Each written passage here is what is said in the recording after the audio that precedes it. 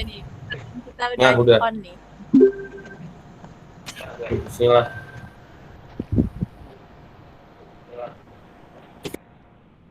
This call is now being recorded.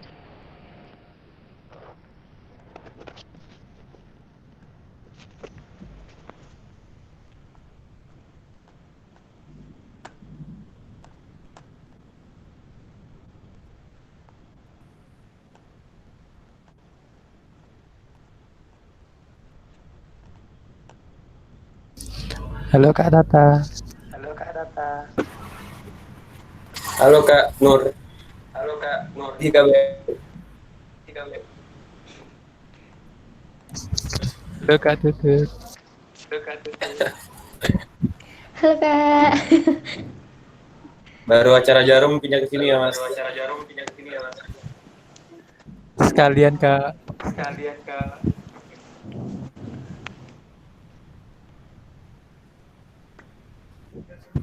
mumpung masih di pantai Kak.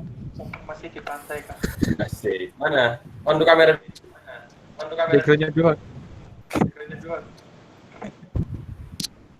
Iya. Lagi di Hawaii ya Mas. Iya nih. Ini pantai Gunung Kidul Backgroundnya Kak ini. Rizky bagus banget ya. Iya, pengen ya. Ajarin dong pakai Kopi dulu Mas. backgroundnya gimana. Ada ya di bagian depan itu. Sebelum masuk itu tuh ada di bawah pojokan kan. Nah itu tinggal diklik aja nanti tinggal milih. Gimana? Nah Tata mau nyoba, Pojok. Tata mau nyobain. Hehehe. Setelan ya? Oh, bola terbelakang. Coba lah. Itu apa ya?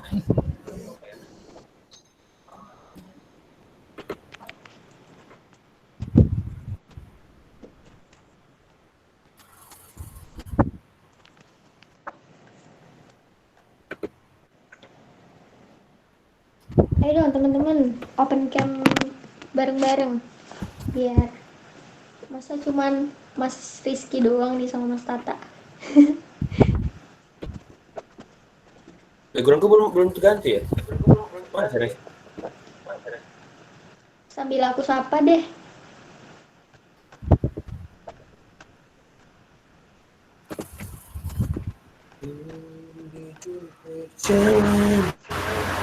Ada Mbak Alivia Rahma. Halo. Halo Mbak Alivia. Ada Mbak Andin. Mbak Andin, open dong kameranya. Halo Kak, bentar ya Kak. Lagi prepare.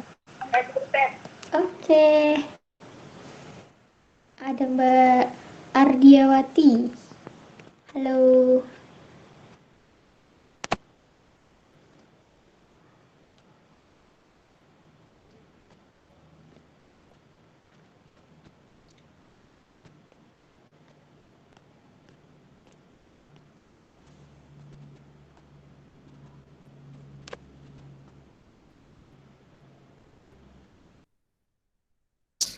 Iya, iya. Fotonya kayak di studio ya Kak. Tata ini. Bukunya banyak ya. Pinter banget ini. Lagi di perpustakaan Mas, lagi nyusun skripsi. Gak di ACC. Terus terakhir ya. Ya ini Mbak, tolong Mbak, teman saya agak stres Mbak. Apa? Karir di Kopma masih naik kan sekali lagi? Ya Mbak, katanya dia mau lanjut Mbak. Ya, Enggak Mbak, udah Mbak. Satu periode lagi Mbak. ya Udah. dua periode ketua, terus ditambah 2 periode pengawal. Waduh. Lama nanti mau lulus Mbak. Saya mau langsung nikah nih Mbak, setelah lulus. Gak mau lama-lama. Boleh. Nah itu calonnya di sebelah Mbak. ADART-nya dirubah aja, jadi nggak ada maksimal semester buat ketua. Aduh. Biar awet. Ya kalau udah lulus masih bisa ya Mbak ya. Iya.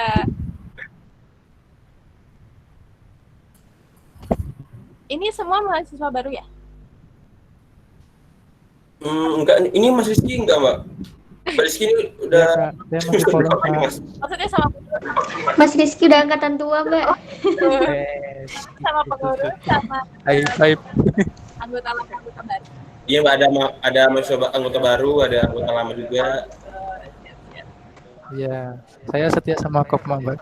Wih, Masya Allah. Ini kelar Desember kan? Januari, Mbak.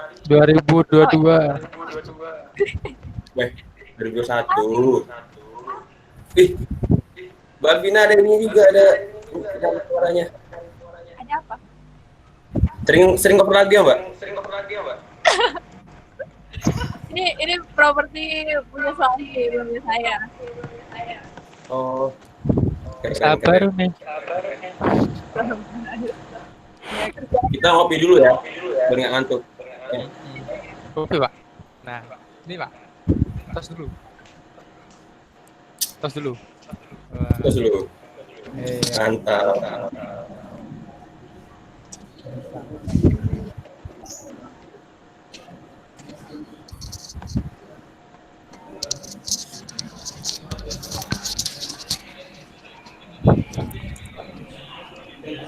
Mas Hanif juga gabung nih, Mas Hanif.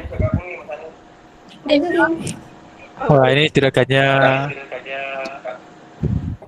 Jujur stick. Oh iya, udah. Ampun. Penggegu. Tak kembalikan ke inilah ke YouTube. Kolem sekali Pak Hanif. Tambah kandang ya, Mas.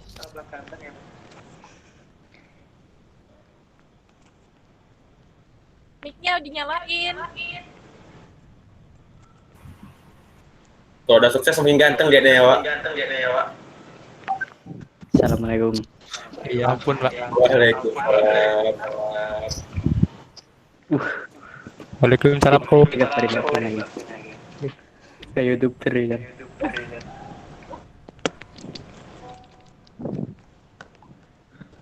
Seperti pandemi ini. Wajib.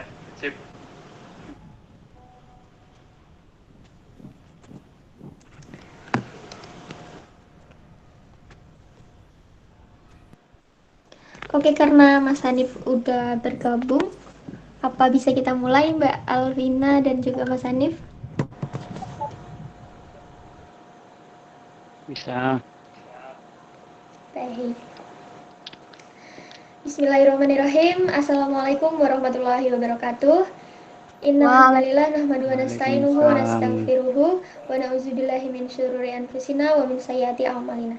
May yahdihillahu fala mudhillalah wa may yudlilhu fala hadiyalah. Asyhadu an la ilaha illallah wa asyhadu anna Muhammadan abduhu wa rasuluh. Selamat sore dan saya ucapkan terima kasih kepada Mbak Alvina dan juga Mas Hanif yang sudah berkenan hadir untuk mengisi acara Semongko, yaitu Halo Alumni, bersama kita teman-teman Kopma semuanya dan juga teman-teman anggota yang sudah bergabung untuk mengikuti acara pada sore hari ini. Semoga acara kita ke depannya dapat berjalan sampai akhir nanti tanpa kurang suatu apapun, amin. Untuk mempersingkat waktu aja kali ya, langsung aja kita panggilkan pemateri kita, yaitu Mbak Alvina Irfai. Waktu dan tempat saya persilahkan. Oh, langsung nih. Bismillahirrahmanirrahim. Assalamualaikum warahmatullahi wabarakatuh. Waalaikumsalam warahmatullahi wabarakatuh. Oke.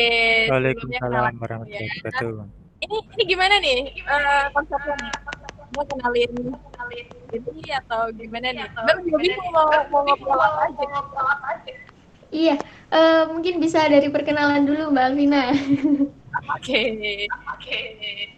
Boleh ya sedikit pakai presentasi. Biar gampang ya, biar lihat dulu. Jadi kalau suaranya agak lemah ya. Kalau gambarannya sedikit terputus Mbak Alvina. Oke. Tester dulu ya. Jadi kalau hari ini kenalan sebenarnya besarnya adalah angkatan udah lama sih. 2014. 7 tahun. 7 tahun. Slow banget. Kalau misalnya lulusnya sih baru 2017 sih. Berapa tahun? Ya, baru 3 tahun yang lalu. Iya, baru 3 tahun yang lalu. Iya, benar. Nah, kalau bisa ini bilang organisasi karena ini kita bicara sama Kopma hari ini sama Kopma. Karir terpanjang organisasi itu sebenarnya jadi Kopma. Jadi kita bisa lihat di situ dari kampus, kemudian magang. Kalau misalnya yang udah jadi ketua ya. Gimana kalian jadi anggota, terus staff, terus naik ke kepala bidang, direktur bidang, kemudian naik lagi di direktur utama, kemudian ngawas lagi. Itu sebenarnya saya udah lulus itu di tahun 2017, jadi waktu itu kan periode perputarannya itu cepat banget. Cukup lama maksudnya, berbeda sama perputaran akademik. Jadi kita akademiknya itu di tahun berapa, kemudian saya lulusnya tahun berapa gitu. Jadi saya tuh lulus tahun 2017.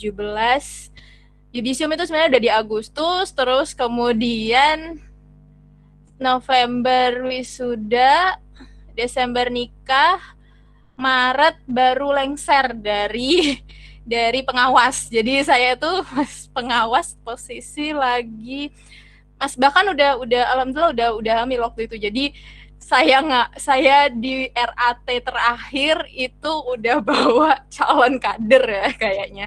Jadi sudah hamil 2 bulan, semester awal lah, baru hamil 2 bulan 3 bulan itu udah join di RAT yang sampai jam berapa waktu itu ya, sampai jam 10 kalau nggak salah. Saking mendarah dagingnya Kopma rasanya tuh, udah sampai sekarang. Jadi kalau dibilang kesan pesan di Kopma tuh kayaknya kalau bicara tentang karena udah alumni ya, itu poin terbesarnya adalah link relasi yang luar biasa, kerasa banget apalagi setelah sekarang saya buka saya bisnis hijab gitu. Jadi benar-benar luar biasa link yang ada di sini itu gede banget. Kalau misalnya teman-teman sekarang mungkin belum begitu kerasa gitu. Terus ini kan kalau misalnya bisa lihat di sini, ini kalau misalnya kalau teman-teman lihat di gedung di kantor itu, kalian bisa lihat nanti kalau ada foto pengurus dari zamannya warna biru muda, terus zamannya warna biru tua, kemudian di seragam warna biru krem. Nih, ada nih dikit gambarnya. Itu dari 2013, 14, 15, 16. Cuman jadi pengawas doang, nggak ada seragamnya. Itu luar biasanya di situ. Jadi jadi pengawas tuh kita udah jadi selama 3 tahun udah ganti-ganti seragam. Bahkan sekarang Kopma juga kayaknya masih terus ya, setiap tahun berganti baju pengurus. Ya nggak sih? Jadi kalian tahun pertama ya gimana, Tak? Enggak, Mbak. Apa udah nggak ganti lagi? Sebenarnya tahun lalu udah ditetapkan, Mbak. Seragamnya sama semua. Iya. Sekarang sudah setia, Mbak. Alhamdulillah. Kalau zaman Mbak itu udah gitu udah ganti terus ya, tiap tahun ganti terus. Kemudian tiap tahun harus foto foto studio terus. Yang mana foto studionya hanya buat mepet, buat foto buat buku RAT doang. Ya kan, padahal foto pengurus tuh harusnya di awal, tapi karena bajunya belum jadi kita nunggu tuh baju jadi dulu baru foto pengurus kayak gitu. Terus kalau bisa dibilang story-nya, dibilang ketua umum itu dari berapa akhir dekade ini, 10 tahun bisa jadi ya, kayaknya belum ada generasi ketua perempuan lagi nih. Gimana tahun ini? Adakah calon-calon ketua perempuannya? Ada Mbak. Kita lihat besok ya Mbak ya. Iya. Ini kayaknya karena betul laki terus gitu ya. Tapi luar biasanya di Kopma itu gini. Kalau misalnya saya juga kan 2 tahun ada di HMPS, kemudian 2 tahun di HKMY, kemudian di organisasi lain adalah tambahan-tambahan aja. Itu pernah saya di satu waktu join di lebih dari 5 atau 7 organisasi. Enggak, 5-an organisasi dengan 7 kepanitiaan dalam waktu yang bersamaan. Dan itu luar bedanya adalah gini. Kalau kalau misalnya teman-teman ada ya juga yang mau join di HMPS kayak gitu. Perbedaannya gini, kalau di HMPS kita memposisikan diri sebagai panitia, ya enggak. Jadi nanti masuk ke pengurusan, kalian jadi panitia, kalian bisa jadi ketua, sekretaris, bendahara dan segala macamnya, seksi apa, kemudian buat acara yang nanti pesertanya adalah teman-teman seprodi. Bedanya dengan di Kopma adalah kalau menurutku Kopma ini miniaturnya perusahaan gitu loh. Benar gak sih? Jadi benar-benar ilmu dari marketing, ilmu dari marketing itu di humas ya, humas, PSDA, admin dan segala macamnya. Itu benar-benar kalian akan ngerasain itu di real life kalian. Your real life itu akan akan benar-benar prakteknya dari ilmu kalian di Kopma.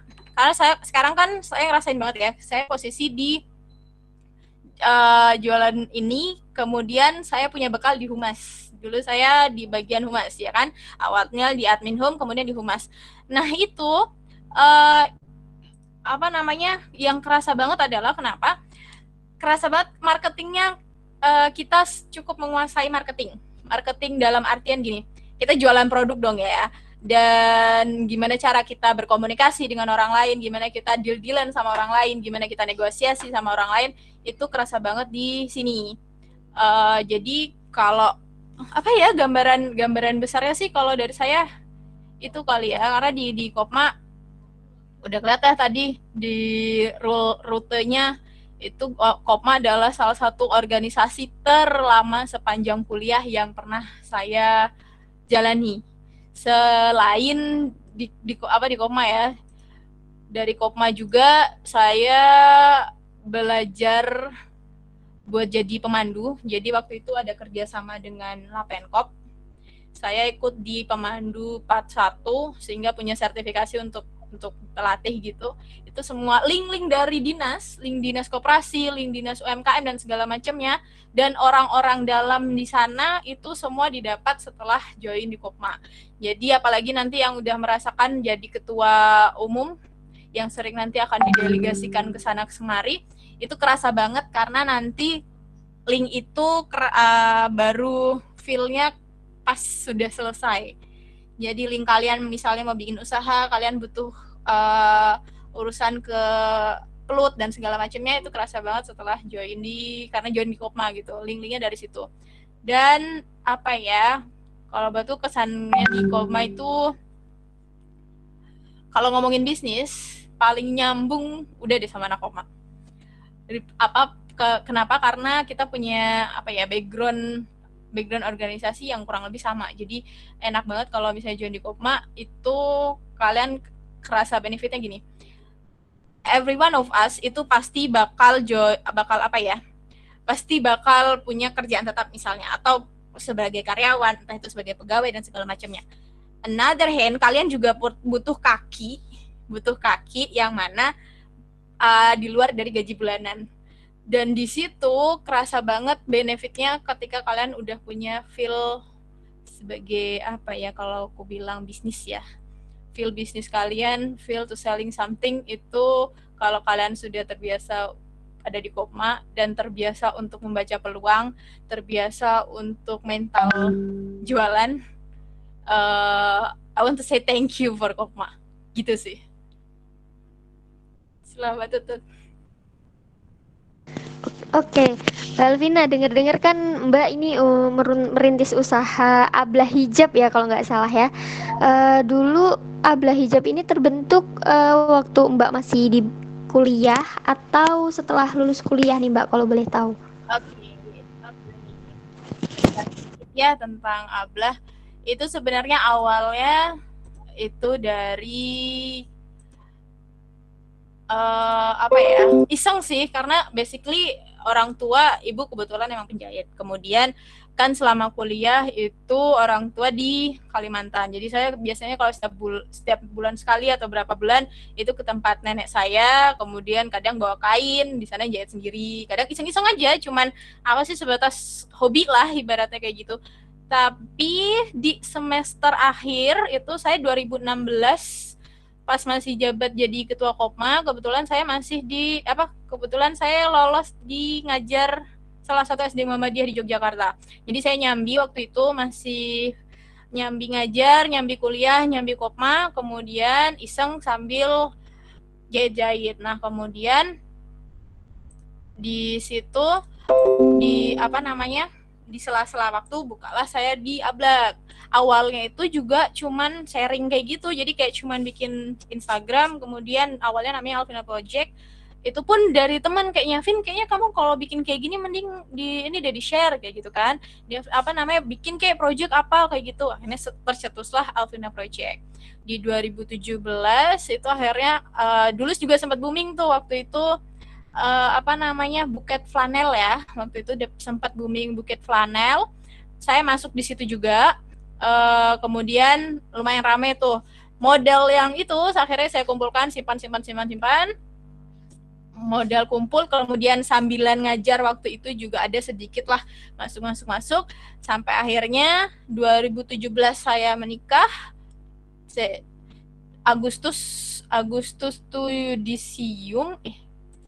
Agustus yudisium, September udah masuk lamaran tuh kayak Agustus, September, Oktober, November wisuda, Desember nikah, Januari itu mulai all shopnya datang tuh, orderannya mulai one by one. Kemudian pertama kali buka bazar sama suami itu di Bazar Ramadan 2018, itu di kampus 4 ya kalau nggak salah. Itu langsung kita sebenarnya modal nekat langsung buka di situ, jegrek. Kemudian hasil dari 20 hari buka bazar di kampus 4 itu modal diputar-putar kumpul, akhirnya kita bukalah bazar di Islamic Fashion Fair. Kalau yang ciwi-ciwi pasti biasanya tahu ya, kalau misalnya yang udah lama. Kalau yang baru-baru mungkin nggak kedapatan ya Fashion Fair di Gor UNY. Nah, yang lama-lama nih mungkin udah nggak asing sama Fashion Fair yang di Gor UNY, yang biasanya tiap 3 kali pun lah biasanya ngadain di situ. Kita open di situ dan alhamdulillah responnya positif banget. Kemudian karena ya habis itu 2018 terus sempat lahiran, jadinya agak vakum sebentar di Desember. Terus 2019-nya Bapak dipanggil Allah, jadi sempat vakum lagi. Nah, ini 2020 pandemi malah rame lagi. Ya, ini hasilnya. Ini hasil anak Kopma ini. Oke. Wah, luar biasa banget Mbak ceritanya. Kalau boleh tahu nih, apakah Kopma tuh sangat mempengaruhi usaha Mbak, minat usaha Mbak ke Ablah Store ini?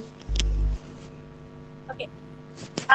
Gimana ya, kalau misalnya efeknya sih secara langsung nggak langsung, link relasi customer, kemudian sekarang juga alhamdulillah 2020 ini Ablah buka reseller ya. Jadi dari Kopma ini efeknya lumayan banget. Jadi kita kayak hasilnya di 2020 open reseller, dan itu linknya most of them banyak dari Kopma. Kenapa banyak dari Kopma? Saya bilang karena teman-teman yang join di Kopma tuh pasti ngelihatnya kalau misalnya join reseller itu untuk beneficial jangka panjang. Jadi mereka nggak hanya join untuk beli produk untuk mereka sendiri pakai, tapi ketika kalau udah ngobrol sama anak Kopma itu pasti ngehnya adalah gimana ya aku bisa dapat untung kayak gitu loh. Nah, itu yang asik menurutku kalau misalnya ngobrol sama teman-teman dari Kopma. Dan 2 tahun di HKMY itu rata-rata teman-teman dari HKMY itu yang dari UNY, UGM dan segala macam itu hampir sekian persen punya usaha juga. Jadi kita saling saling menguntungkan. Sharing gitu ya, Mbak. Iya, betul banget. Itu kayak saya punya bisnis apa, kemudian mantan sekjen saya buka bisnis makanan misalnya, terus yang lainnya lagi bisnis pakaian juga dan segala macamnya. Jadi akhirnya kita saling simbiosis lah ibaratnya kayak gitu. Oke, ngomong-ngomong Mbak, dulu waktu masih bergabung di Kopma, momen apa yang berkesan gitu buat Mbak waktu masih di Kopma, baik waktu sudah menjabat sebagai direktur utama dan waktu saat menjadi anggota mungkin? Yang paling berkesan sih kalau misalnya tentang event juga ya, salah satu event yang paling berkesan adalah pertama itu Festival Kopma. Jadi dulu itu awalnya festival, sekarang ada ya, masih ada Festival Kopma nggak sih? Masih ada nggak sekarang? Masih ada? Atau karena pandemi jadi dialihkan ya? Masih Mbak, Masih ada Mbak, tapi kita laksanakannya online. Oh iya. Jadi dulu itu di tahun awal 2013 itu Festival Kopma pertama dicetusin, dan itu benar-benar trial. Waktu itu ada fashion show, ada bazar dan segala macamnya. Itu benar-benar drop karena waktu itu di tahun 2013 pertama Mbak masuk itu benar-benar SDM-nya tuh cukup sulit ya untuk pada mau join, maksudnya kesadaran dan segala macam itu sangat sulit. Bahkan jadi ketua pun itu sempat ketua waktu itu tuh kayak dengan tidak sukarela gitu loh, karena tidak ada pilihan lain. Alhasil di periode itu ketika saya masuk jadi staff itu udah kayak anak ayam kehilangan induk, nggak tahu kabitnya kemana, ini tugasnya ngapain, kemudian dituntut untuk humas seperti ini kayak gitu. Itu posisinya waktu itu. Kemudian akhirnya pasti ngerasain ya perputaran organisasi itu gini biasanya. Teman-teman yang jadi pengurus mungkin nanti akan ngerasakan ketika kabitnya aktif, bawahnya aktif pasif, ya. Ketika nanti yang naik yang ini misalnya jadi ketua gitu kan, yang dari staff ini antara pasif naik lagi satu level, yang bawahnya nanti akan gemes sama kabit-kabit yang ini gimana sih gitu kan, dia akan aktif. Jadi kalau runtut-rutannya nih, si kabit aktif, staff nggak aktif. Sekali staffnya naik jadi ke kabit, nanti yang nggak aktif malah dapat anggota yang aktif. Jadi kayak aktif pasif itu tuh kayak mesti ada gitu loh, mesti ada di setiap periode tuh. Selama sekitar 4 kali periode saya masih ngerasain itu. Jadi ketika saya punya kabit yang nggak aktif, kita sebagai anggota kabit tuh yang ini harus gerak, ini harus jalan, ini nggak bisa ini ngandalin ketua yang cuman kayak gini aja, ini nggak bisa nih cuman ngandelin kabit yang gini-gini aja. Kita harus gerak, kita harus do something. Akhirnya waktu itu di tahun 2014 atau 15 ya, waktu saya jadi kabit, kita bikin acara yang cukup besar menurut saya. Itu benar-benar kita yang para kabitnya yang push banget kegiatannya segala macam. Pertama kali kita bikin acara di Hall Kampus 1, itu bikin acara miladnya, malam puncaknya di situ. Setelah berentetan acara besar-besar kayak gitu, itu yang menurut saya itu kayak gebrakan baru gitu. Dan kemudian di berikutnya di tahun pas jadi direk itu si Taufik itu berhasil ngundang Setia Furkon, salah satu motivator nasional di acara seminar nasional. Jadi kita ngadain seminar nasional yang pematerinya adalah Setia Furkon. Itu juga menurut saya dari riwayat Kopma itu cukup gede sih acaranya. Jadi di masa-masa saya itu yang kerasa banget adalah eventnya itu mulai pergerakan event dari tahun awal pertama kali saya masuk sampai ending itu kerasa mulai naik gitu loh. Jadi SDM-nya mulai kebentuk. Kemudian karena saya juga ada bekal di ETSA, yaitu HMPS-nya PBI waktu itu, bekal-bekal yang ada di dalam ETSA ini saya bawa ke Kopma. Jadi waktu itu Kopma itu kalau untuk urusan administrasi dalam sebuah kegiatan itu cukup dibilang kacau waktu itu ya. Kalau sekarang insya Allah sudah lebih baik ya. Jadi kayak administrasi kepanitiaan, kemudian rapat dan segala macam pada masa itu cukup kacau. Kemudian kedisiplinan dari HMPS itu akhirnya saya bawa dan alhamdulillah ada progres dikit-dikit. Jadi buat saya yang mereka sedang gerakin tradisi yang sebelumnya seperti A, kemudian kita bawa ke yang baru. Itu untuk buat saya pencapaian dan something yang memorial lah buat saya tentang Kopma. Oke, Mbak Alvina. Wah, banyak banget ya Mbak suka dukanya waktu masih jadi di Root dan juga di Kopma sendiri. Di Kopma. Mbak, gimana sih rasanya merintis usaha dari nol? Kalau bilang rintis sekarang juga sebenarnya masih ngerintis sih saya. Maksudnya masih belum apa-apa lah. Ablah ini belum apa. Kalau teman-teman cek di IG Ablah tuh masih belum apa-apa. Masih benar-benar rintis banget gitu. Cuman dan sekarang lagi bertahan di tengah pandemi. Rasanya itu greget. Karena jujur, saya dari SD itu udah belajar jualan. Jadi insting dan greget saya, maksudnya gini, teman-teman kalau yang udah ngerasain jualan, kalian selling something, kemudian kalian dapat uang dan customer senang dengan hasil jualan kalian, itu ada kepuasan batin.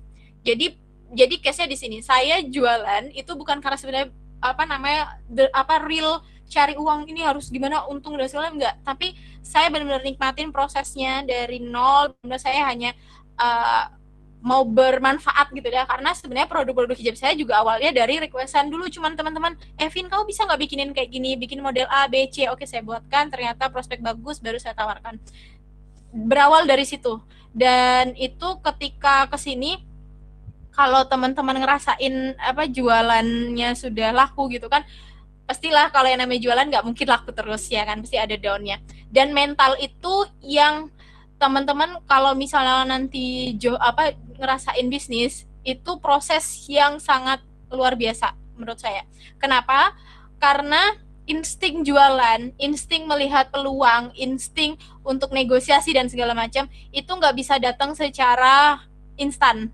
Teman-teman harus benar-benar teman-teman belajar bareng, teman-teman benar harus ngelewatin dulu gitu loh prosesnya. Jadi saya udah benar-benar ngerasain yang proses dimana saya benar produksi sendiri, promosi sendiri, kemudian selling sendiri, handle keuangan sendiri, apa segala macam sendiri. Dan ilmu dari Kopma ini kepake banget. Kenapa? First, bidang divisi humas itu kepake banget ketika saya harus promosi. Sebelum saya launching produk, itu saya harus promosi dulu gitu kan, produknya biar saran tahu, teman-teman saya tahu, orang-orang sekitar saya tahu, kolam ikan saya, bahasa saya kolam ikan saya itu biar tahu dulu kalau saya ini mau ngeluarin produk apa. Jadi mereka udah ancang-ancang. Itu dari humas. Bagian administrasi, jelas saya butuh administrasi untuk pencatatan stok barang, stok omnem dan segala macamnya. Terus keterangan alur keluar masuk dan segala macamnya itu dari administrasi. Keuangan pasti ya, stok masuk stok keluarnya, walaupun saya sebenarnya paling lemah dan paling males kalau urusan keuangan, tapi dari gue ya belajar lah dikit-dikit dan sekarang masih belajar untuk urusan keuangan itu. Kemudian keuangan PSDA ini kepake banget untuk tim ya. Dan sekarang kalau misalnya saya di Kopma cuma jadi PSDA, cuma jadi ngurusin kegiatan, no guys, kalian masuk di PSDA itu kepake banget sekarang kalau misalnya kalian punya tim. Kayak sekarang saya punya tim penjahit ya kan, tim produksi, saya punya tim produksi, kemudian saya punya tim reseller dan segala macam. PSDA-nya kepake banget loh gitu loh, gimana caranya nge-upin para reseller biar tetap on fire selling dan segala macamnya. Terus PSDA apalagi, usaha. Nih bagian produksi, bagian stok-stokan, harus survei dulu barang yang cepat habis apa, barang yang paling disukai apa, warna apa, terus modelnya seperti apa, kemudian stok harus berapa, kira-kira dalam sebulan jualan berapa, beli barang modal apa segala macam, itu kerasa banget benefitnya. Kemudian jadi ketua, nah ini ya pusatnya gitu loh, saya adalah saya si ketua all shop saya sendiri gitu loh. Jadi saya ini yang handle dari A sampai Z. ya kan ada di masa titik saya benar-benar ngurusin dari benar-benar yang buka bazar tuh ngotong-ngotong sendiri kayak gitu, kemudian jaga stand dari pagi sampai sore juga pernah sendiri gitu. Jadi kerasa banget di situ posisinya di apa ya, semua elemen dalam Kopma itu kepake. Saya tekankan lagi sih kalau misalnya mau nge-share, benar-benar sharing sama teman-teman. Posisi jadi di Kopma itu gini, kalian setelah lulus ini bisa jadi apapun sesuai prodi kalian masing-masing. Tapi setelah jadi apa namanya, setelah kalian kerja itu akan ada satu masa di mana kalian butuh penghasilan tambahan, dan di situ kalian silakan berpraktek ilmu dari Kopma. Kayak gitu sih kalau dari saya. Oke, mantep banget ya Mbak. Kayak salut banget nih denger ceritanya Mbak Vina yang bener-bener pengalamannya banyak banget dari tadi, mulai dari organisasi yang pernah diikutin dan suka dukanya di Kopma sebagai dirut ya Mbak ya. Tapi tetap percaya aja sih Mbak ya, amanah itu tidak pernah salah memilih pundak. Oke, Mbak Vina, denger-denger dapat jodoh di Kopma ya?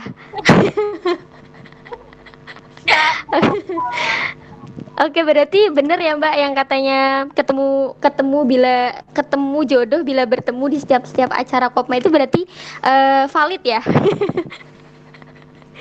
Ada buktinya gitu ya. Iya, sudah terbukti. Iya. Mas Rizky, jangan diam-diam aja Mas Rizky. Ceritain dong Mbak, gimana tuh dapat jodoh di Kopma? Harus dapat tips nih dari Mbak Vina nih. Ayo ceritain ya. Mas Tata, gimana ini? Honestly aku saya dari awal kuliah itu nggak kenal pacaran. Maksudnya sudah I decided to stop pacaran, bilang apa sih gitu kan. Akhirnya saya memilih untuk menyibukkan diri. Makanya join berapa organisasi dalam satu waktu gitu kan. Saya dulu di Persada juga udah nggak ada. Jadi malam minggu saya itu diisi dengan rapat di ETSA, minggu depan rapat di Kopma, minggu depan lagi rapat di HKMY gitu kan. Jadi setiap malam minggu itu udah nggak ada waktu untuk bergalau malam minggu ke kemana, nggak ada. Karena kan setiap event pasti mahasiswa tuh hari Minggu ya biasanya seringnya. Jadi akhirnya malam minggu kita rapat, akhirnya malam minggu kita gladi resik, akhirnya malam minggu kita kumpul-kumpul. Ya udah, jadi di situ nggak ada feeling apapun lah. Si doi ini, saya panggil doi ini, si doi ini kenal itu sebenarnya dia masuk Kopma itu udah di semester 5. Dan dulu sempat konflik malahan sama dia karena dia ini terlalu vokal, anak baru masuk, terlalu vokal, sok tahu tentang Kopma. Akhirnya saya sidang di kantor. Itu waktu itu sama Mbak Opi kalau nggak salah, saya sidang, Mas ini begini-begini, posisi pengurus dengan posisi panitia itu berbeda. Oke. Udah sepanjang itu. Kemudian kesini ternyata dia cari tahu dari sesama waktu itu sesama pengurus namanya Mas Rizal, itu juga ternyata seangkatan sama dia lah, dia dari tahu di situ. Ya udah, abis itu kenalnya sebenarnya cuman kenal teman ya kan, karena waktu itu dia sebagai PJ kegiatan fashion show, saya dia si acara fashion show dan saya PJ-nya. Udah seperti itu. Ketemunya juga karena urusan itu, sudah selesai. Awal punya kontak dia juga karena dia butuh ACC IG Kopma. Waktu itu pertama kali saya ngerilis IG Kopma waktu saya jadi Kabid Kopma, dia perlu ACC karena kalau biar ngenaikin followers Kopma itu dengan cara di lock, terus nanti orang yang mau vote peserta fashion show harus follow Kopma. Akhirnya dia ngubungin saya sebagai PJ-nya, dihubungin lah. Ya udah, setelah itu sudah habis itu berjalannya waktu, dia tanya mau serius, saya cuma bilang saya tinggal gimana orang tua. Oke. Maksudnya saya nggak bisa memastikan saya iya atau tidak ke kamu sekarang karena saya mengikuti restu orang tua. Jadi kalau kamu mau serius silahkan datang ke rumah dan silahkan bilang gitu. Nah, si bapak yang di rumah ini, almarhum bapak saya, itu belum di briefing. Jadi waktu itu ibu cuma bilang gini, kalau kamu sudah lulus kamu boleh. Kalau kamu sudah lulus kamu baru lampu hijau, belum lulus jangan. Nggak ada yang kayak gitu. Akhirnya H+3, saya ingat banget, H+3 pendadaran. Itu tiba-tiba dia bilang gini, Bapak di rumah jam berapaan? Ya jam 5 lah pulang kerja. Oke, habis maghrib saya ke sana. Ternyata dia habis maghrib itu udah jamaah di masjid dekat rumah. Dia datang dengan posisi saya masih pakai celana training, baru selesai tadarus dan segala macam, kaget ceter. Dia datang ke rumah. Udah. Ternyata dia ngomong di situ.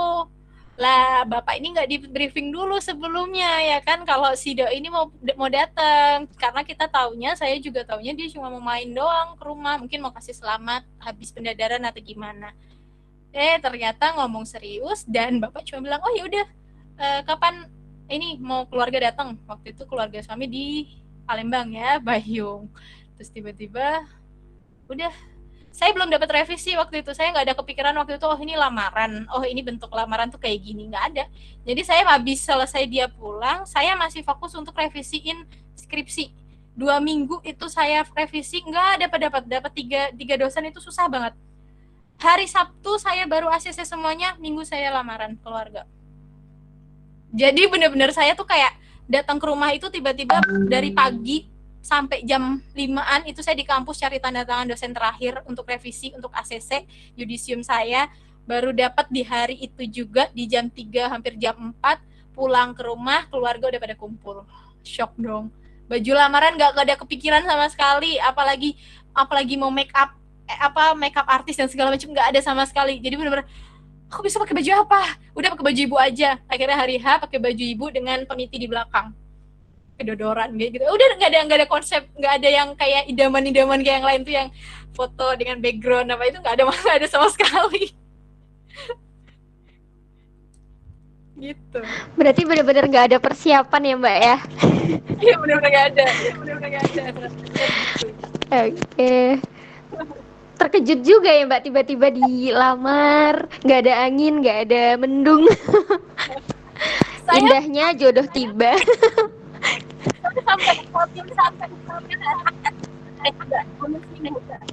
Hamin seminggu itu kan, udah lepas job ya, saya ngajar, saya lepas, kemudian apa segala macam. Hamin seminggu itu masih berpikir, masih ada kemungkinan nggak sih ganti jodoh gitu. Maksudnya ini udah fix, masa dia sih udah nggak ada yang mau datang lagi gitu kayak yang udahan gini aja, caranya gini, udah beneran datang deh. Ya ternyata begitulah jalan Allah. Iya, oke. Wah, seru banget ya ceritanya dari Mbak Alvina yang mendapatkan jodoh sesama teman-teman Kopma. Jadi buat teman-teman yang lain bisa nih minta tipsnya ke Mbak Alvina besok. Berarti relasi itu juga penting ya Mbak Alvina ya? Sangat berarti. Apalagi di Kopma itu kalian bakal nemuin teman-teman di luar prodi. Ya, jadi kalau misalnya kayak suatu ketika saya butuh teman yang bisa desain, kan saya hanya produksi ya, saya butuh saya teman yang desain. Udah calling aja link. Kamu buka ini ya, jadi setelah lulus dia buka jasa desain, minta tolong aja. Dapat. Oke. Terakhir nih ya Mbak Vina ya. Seberapa pengaruhnya, seberapa pentingnya pengalaman Kopma buat Mbak dalam bisnis? Ya. Iya. Saya mau bilang gini sih sama Kopma ya. Dulu saya pernah bilang sama teman-teman juga, jangan numpang nebeng nama di Kopma, tapi bikinlah Kopma itu besar karena kita. Jadi benar-benar kontribusi kita tuh di Kopma jangan karena kita mau nebeng nama gitu loh. Aku anak Kopma loh, bukan. Tapi gimana caranya Kopma tuh bangga punya kita. Dan di situ prosesnya benar-benar kerasa ketika keluar. Jadi proses kayak gini, kemampuan saya public speaking itu nggak bisa dihindari dari pengalaman saya di Kopma.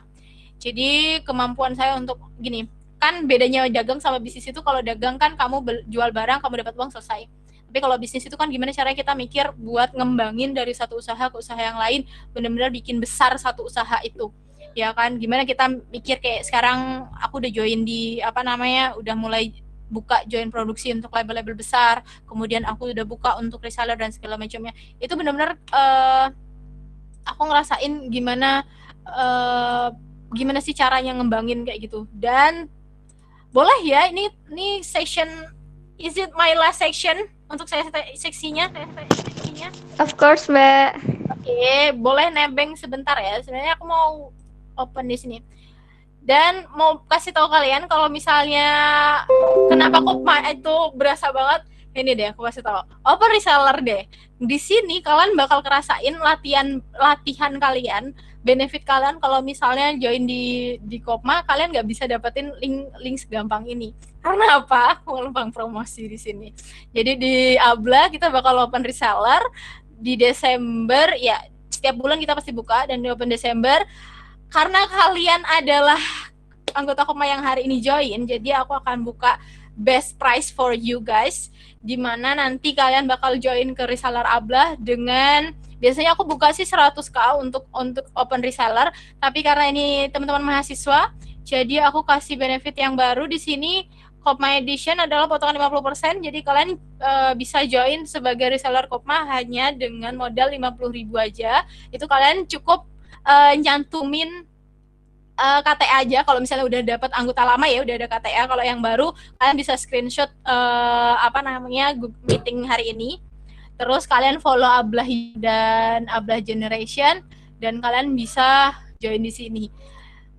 Benefitnya adalah kalian kalau join di Kopma, link-link relasi bisnis kayak gini nggak bakal kalian bisa dapetin di organisasi lain. Kalau saya ngerasain, organisasi lain itu rata-rata kalian hanya mengeluarkan modal. Percaya nggak? Kalian ketika jadi panitia di organisasi lain, kalian yang ada biasanya kalau subsidi dari kampus nggak cukup, yang ada kalian harus putar otak gimana caranya kalian ngasih uang dan modal ke acara itu. Tapi hanya di Kopma, kalian jadi panitia malah dapat uang di SAU kan, di akhir itu kan pasti ada poin, kalian dapat di situ. Bahkan kalau pengurus, kalau misalnya keuangannya sudah bagus, dia bisa dapat, waktu itu ada gaji di nggak salah gitu. Dan link-link itu kalian bisa dapetin di Kopma gitu loh, link bisnis, link usaha, link kerjaan. Bahkan teman saya Ajeng dari UTY, Kopma UTY, lulus dia langsung kerja di dinas koperasi. Itu saking gimana ya, power of Kopma tuh kerasa banget. Apalagi kita tuh, kenapa bedanya kita sama organisasi lain teman-teman, kita ini di bawah dinas gitu loh. Jadi kita punya badan hukum. Jadi kalau kalian nih nanti CV kalian, kalau kalian nanti mau bikin CV tentang Kopma, jangan lupa cantumkan, apalagi kalau misalnya udah jadi direktur bidang apa dan apa. Saya sempat sekali itu karena keburu hamil ya, jadi saya tuh sempat lulus itu sekali ngajuin lamaran kerja di salah satu anak perusahaan UGM yang kerjaannya tuh bikin e-money gitu. Itu saya lolos karena apa? Karena saya bawa nama-nama Kopma. Saya bilang saya direktur utama koperasi mahasiswa. Emang itu kerjanya apa? Oh, saya mengatur, Pak, ini di bawah ini ada bidang usaha, saya ngatur toko, ada fotokopian dan segala macamnya. Jadi kemampuan humas di sini digunakan adalah untuk pencitraan. Maksudnya apa? Ketika kalian interview, kata-kata yang kalian pilih, kemampuan kalian berbicara dengan ketika di interview dan segala macamnya, itu jadi poin tinggi. Dan ketika kalian membawa nama Kopma, kalian mengurusi misalnya ada yang bidang usaha, kalian sok opname, kemudian kalian punya karyawan di bawahnya, itu udah wow untuk orang fresh graduate. Itu poin yang sudah plus-plus menurut saya untuk fresh graduate. Kalian sudah punya istilahnya miniatur perusahaan untuk belajar kerja. Jadi nanti kalau misalnya kalian harus bersaing, kalian be confidence deh untuk itu. Dan itu poin plusnya. Dan itu saya teman interview itu ada yang IPK-nya 4 dan saya nggak nyampe 4 gitu loh. Tapi yang lolos malah saya karena kemampuan berbicaranya itu dan embel-embel Kopma saya bawa. Wow, berarti benar-benar berpengaruh banget ya Mbak ya, Kopma buat Mbak. Oke. Mbak Alvina, karena waktunya juga terbatas dan masih ada Mas Hanif juga, nanti apabila masih ada waktu, teman-teman silahkan untuk menyiapkan pertanyaan buat Mbak Alvina. Apabila masih ada sisa waktu, nanti akan berikan di akhir. Apabila memang sudah tidak cukup waktunya, mungkin bisa langsung japri ke Mbak Alvina ya Mbak ya. Oke, makasih Mbak Alvina. Eh, kita beralih ke Mas Hanif. Halo Mas Hanif. Halo, assalamualaikum. Waalaikumsalam. Mas Hanif, waktu dan tempat saya persilahkan. Oke, terima kasih. Sebelumnya aku mau tanya, ini waktunya sampai jam berapa ya?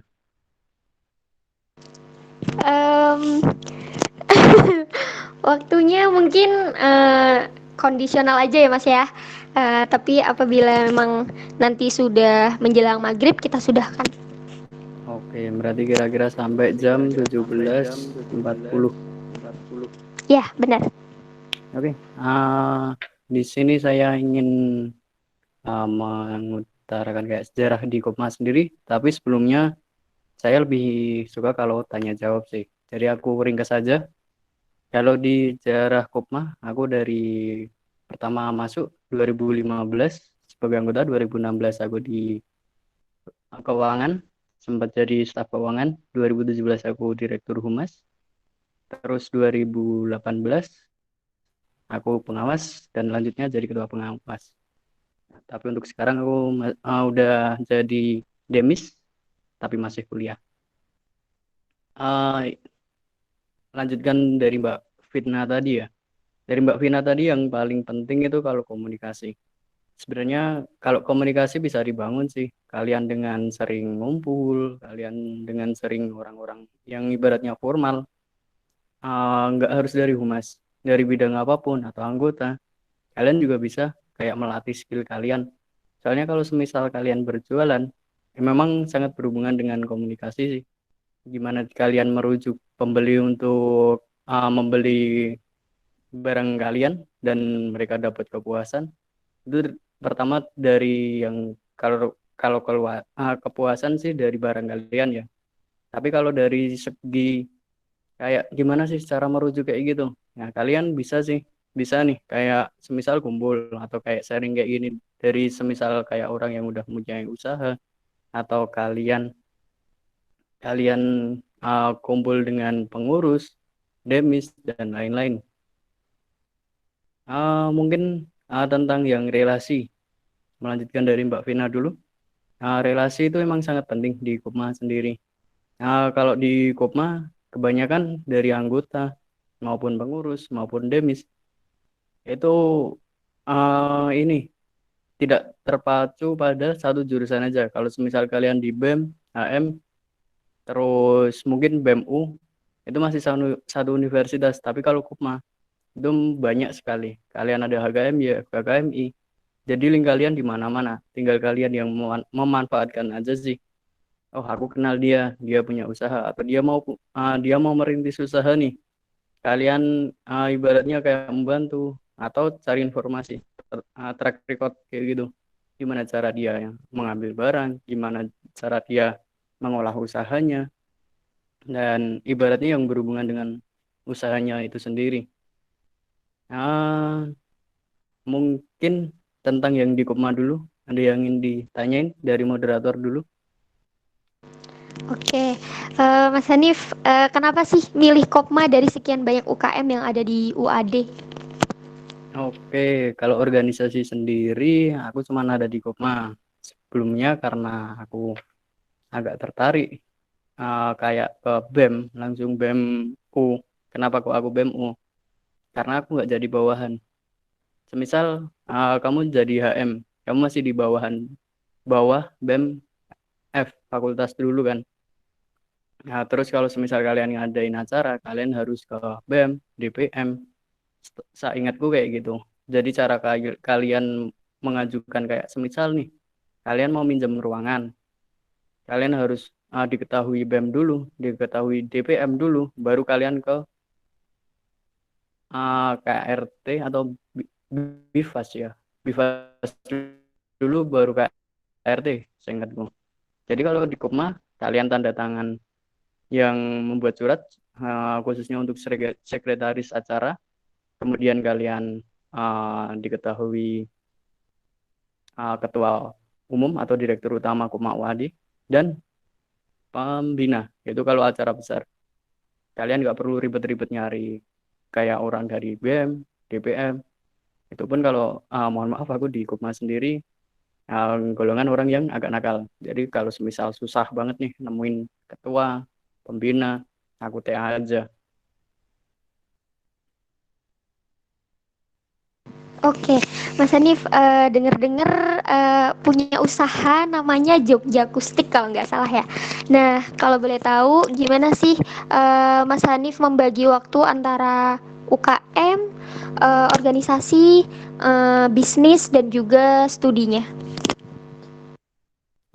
Oke, sebelum ke situ, oke lah, itu dulu aku jawab dulu. Jadi ini nggak ada pengorbanan di balik kesuksesan. Aku antara studi, Kopma, dan usaha.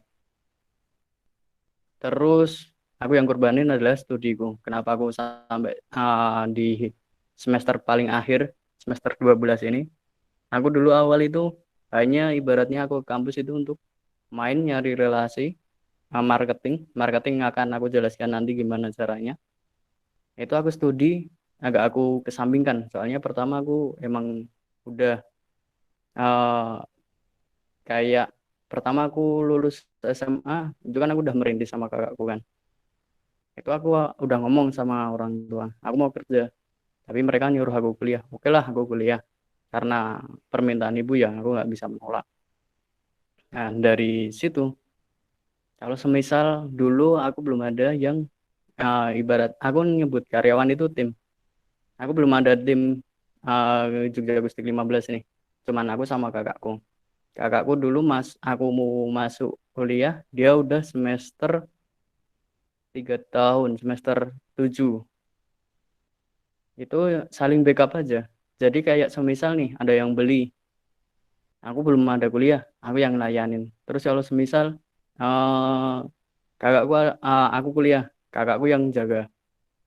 Kalau dulu aku kayak kios itu hanya ditinggal. Ibaratnya ada pembeli, kita buka, nggak ada pembeli kita tutup. Terus kalau sama Kopma itu agenda pasti malam. Jadi kayak aku malam itu udah aku Kopma, siang, pagi, siang, sampai sore itu kadang aku di kampus, kadang aku di kios. Jadi kayak yang aku korbanin emang kebanyakan studi aku. Soalnya dulu kan belum ada kayak gini, online kayak gini. Jadi aku ada temen, ibaratnya temen yang satu, kalau zaman sekarang kayak pada ngomongnya satu frekuensi. Aku ngomong aja, TA aku dong, aku lagi ngejualin nih. Nanti kalau semisal temanku nggak bisa, aku yang TA. Jadi kayak aku masuk di kampus ada satu dua temanku yang dia juga udah punya usaha, saling backupin. Kayak dia temanku yang satunya kan ini dia bapaknya ada tour guide kayak rental mobil. Jadi dia lagi nyopir, aku masuk, aku TA dia. Aku ada pembeli, dia masuk, dia TA aku. Saling backupin aja kayak gitu. Kalau sama kakakku juga kayak gitu. Saling backup yang paling jelas. Nah, terus langsung ke sejarah usahaku. Sejarah usahaku aku kelas 3 SMA setelah UN. Mungkin ini bagi kalian yang ingin usaha tapi kalian belum ada modal, belum ada tempat, belum tahu gimana caranya, kalian bisa resell. Soalnya dulu pertama aku resell jualan kaos kaki. Kakakku resell jualan gitar itu dari temennya. Nah, dari temennya dia ambil satu barang nih. Lihat pertama kakakku kan lihat kita tukar pikiran. Oh, temanku bisa ngejual nih satu gitar dalam 1 minggu. Ibaratnya dulu kan belum ada penghasilan. Oh, lumayan nih buat tambah-tambah. Kakakku coba ambil satu gitar dalam 1 minggu. Bisa laku 2. Aku udah jualan kaos kaki yang aku resell juga. Dalam 1 minggu bisa tembus kalau semisal angka 200. Oke lah, lumayan nih buat tambah-tambah. Lambat laun, selang 1 bulan, kakakku minta modal sama bapakku. Bapakku ngomong sama aku kan, gimana? kakakmu minta nih modal segini, ya udah coba aja. Aku ambil 1 lusin karena minimal pemesanan itu 1 lusin ya. Kakakku ambil 1 lusin nih dari pengrajin gitar. Itu ibaratnya aku masih sama aja sampai sekarang reseller. Ibaratnya aku kerjasama dengan pengrajin, dia ambil barang 1 lusin nih dengan modal sekitar nggak sampai 2 juta. Eh, Pertama, kalian mikirin usaha jangan terlalu perfect. Jangan terlalu perfect gimana? Jangan terlalu perfect itu jangan sampai kalian, oh usaha itu bagusnya pencatatan kayak gini, marketing kayak gini, omset segini, kalian harus ada target segini. Kalau aku lihat sekarang nih, ibaratnya kalian kesampingkan perfeksionis itu semua. Kenapa? Soalnya aku mencoba merintis usaha ini dari 12 gitar itu, keuntungan sama omset nggak ada yang aku radik. Langsung aku puterin semua buat beli barang lagi. Jadi 1 lusin bisa 2 lusin. Dari 2 lusin, kakakku minta tambahan modal sama bapakku. Kita ambil barang yang kualitasnya di atasnya. Itu belum ada sama sekali pencatatan, belum ada sama sekali kayak target. Yang penting barang ini laku semua, habis. Yang ada pikiran dulu kan kayak gitu. Terus sampai aku sama kakakku dulu kan ngejualnya di Facebook nih. Facebook grup-grup itu banyak sekali kan Facebook grup, kayak mungkin aku keluarin jual beri barang bekas atau berusaha nikah dan lain-lain. Aku kayak gitu. Setiap hari aku sama kakakku ngepost sampai akun kakakku itu gara-gara setiap hari ngepost itu di-ban sama adminnya. Ganti akunku. Kita ganti-gantian. 1 hari kakakku, 1 hari aku. Jadi kayak kalau semisal kalian ada 2 orang dalam atau kalian jangan sampai salah satu aja, tapi dua-duanya harus bisa backupin semua. Aku kurang ini, kamu backup ini. Dia kurang ini, aku backup ini. Kayak gitu. Oke, Mas Hanif. Kalau boleh tahu, ada nggak Mas pengaruhnya Kopma dalam Mas menjalankan bisnis yang sekarang masih dijalani? Nah, oke. Itu bagian dari relasi ya. Relasi Kopma, relasi teman kuliah. Kalian banyak sekali nih teman kuliah. Kalian banyak sekali teman Kopma maupun anggota, pengurus atau demis. Yang aku jalanin pas masuk di perkuliahan pertama, aku lagi buat Instagram. Namanya juga sama, masih Jogja Gustik 15. Itu kalian ibaratnya dalam satu geng atau satu teman yang frekuensi. Ibaratnya kalian ada 4 orang, 5 orang tuh. Instagramnya kan kalau dengan kalian berarti ada 3 teman kalian ya. Semisal 4 orang. Itu dulu aku pinjam HP-nya, aku screenshot, aku buat story. Ibaratnya kalian saling share. Ibaratnya teman kalian punya usaha apa, kamu punya usaha apa, kalian share aja di sosmed mereka. Terus kalau di Kopma sendiri, Kopma ini bagiku pengaruh. Kenapa? Aku jurusan ekonomi, aku terjun ke keuangan, aku udah tahu toko itu gimana. Ibaratnya aku tahu nih pencatatan buat belajar gimana. Buat belajar itu kayak yang di Kopma sekarang. Kalau di perusahaan besar itu lebih rumit lagi. Kalian itu tadi yang aku omongin pertama, kalian agak kesampingkan perfeksionis dulu. Kalau kalian mau kayak buat perfeksionis boleh, tapi jangan dibuat, oh aku rugi nih. Ibaratnya kalian udah ambil barang 10, tapi yang laku baru 5. Itu dalam pikiran kalian, wah rugi nih, belum balik modal. Tapi sebenarnya belum rugi kalian, karena kenapa? 5 barang itu masih bisa kalian jual dengan harga miring atau dengan ibaratnya impas lah dengan modal kalian. Kalau semisal barang kalian itu kalian jual dengan harga miring, impact-nya nanti bakalan orang, di sini murah nih. Nah, kalian punya strategi lagi nih buat ke depan. Gimana caranya biar orang itu tertarik ke dalam produk kalian. Di Kopma juga ada nih, kayak dulu masih toko itu kayak sering ada promo. Semisal anggota nih, contohnya dalam 1 bulan kalian harus membeli senilai minimal 10.000. Terus dalam kayak apa sih yang di Gor itu namanya? Yang banyak UKM jejer-jejer itu apa namanya? Pameran UKM. Nah, cocok. Di dalam pameran UKM kalian mikirin gimana caranya biar ada anggota baru, biar jajan di Kopma UAD. Itu kalian bikin kupon tentang diskon, tentang apa. Terus bagian pembelajaran dari strategi marketing kalian. Kayak gitu. Jadi kayak di Kopma ini aku belajar gimana cara stock up name, tahu barang laku yang paling banyak yang mana, pencatatan keuangan, strategi marketing, sama komunikasi tadi. Dan kalau kalian punya usaha, itu pasti bakal kalian ada pembeli yang dalam tanda kutip haters. Tapi kalau haters itu kalian tanganin, itu malah bikin support kalian. Semisal nih, aku masih nanganin kayak ada yang pembeli kurang puas. Aku strategi bikin bonusan, tambahan lah ibaratnya. Ibaratnya dia dari kekurangan itu, dia ibarat terus ditambal dengan ada bonus ini.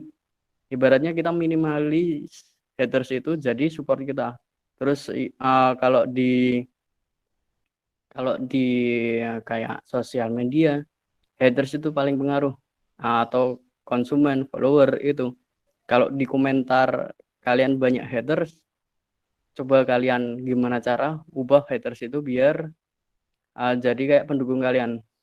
Aku nanganin satu pembeli yang dulu kirim luar kota, barangnya rusak.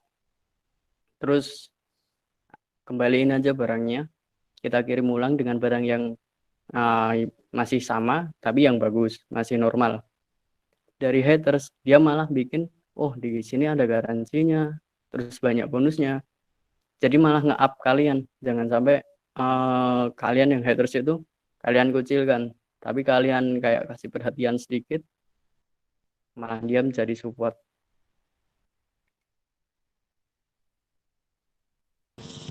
Oke. Mungkin Mas Hanif masih ada yang mau diceritakan sebelum mungkin ini jadi pertanyaan saya yang terakhir ya Mas ya. Boleh. Oke. Momen apa yang paling berkesan waktu Mas masih menjadi pengurus di Kopma UAD? Kalau kalian anggota Kopma UAD, anggota pengurus maupun jadi kayak ketua, kalau bisa buatlah catatan sejarah di Kopma, entah itu sedikit maupun banyak, tapi yang paling jelas kalian positif, jangan sampai kalian buat yang negatif dan ibaratnya diterusin kayak gitu.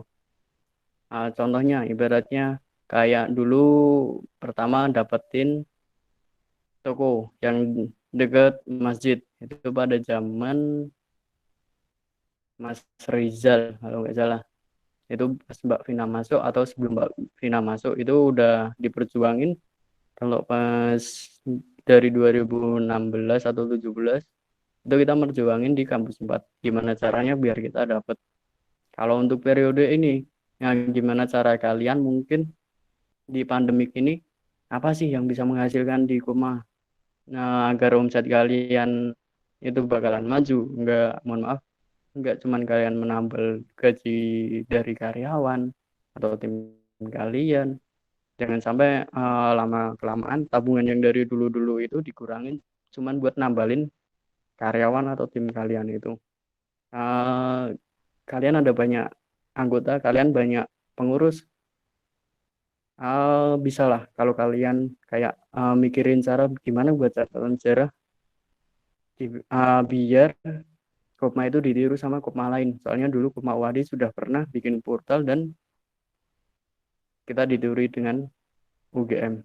Dan ibaratnya diklaim, nggak diklaim sih. Mereka yang UGM bisa ngembangin lebih, sedangkan kita stuck.